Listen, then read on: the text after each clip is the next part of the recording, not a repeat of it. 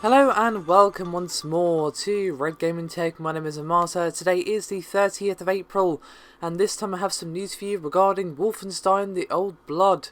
As of course it is out next week, and Bethesda has actually released the PC requirements for this title, which of course is standalone. You don't need to have had the previous Wolfenstein title to play it. Now, as always, we have the minimum and recommended specs for you here.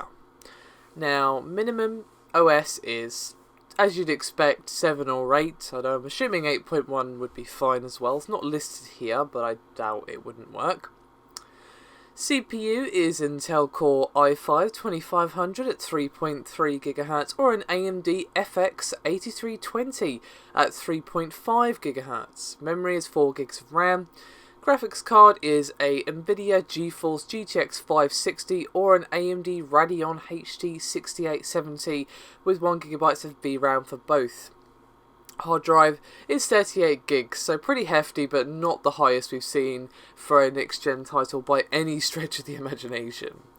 Moving on though to the slightly meatier specs of the recommended. OS of course is the same, however you'll need processor-wise at least an Intel Core i7 or an AMD FX 8350, 8GB of RAM. Graphics card wise, you'll want an Nvidia GeForce GTX 660 or an AMD Radeon R9 280 with 3GB of more of VRAM, and of course the hard drive space is the same. Now these specs are pretty much what you'd expect, as of course this is using the same engine as the New Order. But I'll just all go through it anyway, because this is a standalone title, so in case any of you don't actually own New Order and were wondering, well, am I going to be able to crank this up? The answer is probably yes, if you've got a fairly high-end or even sort of medium-range rig for you there, so it's not actually too bad. The VRAM might be an issue, but not too bad actually. I think you could easily crank this up to max without too much issue on most setups.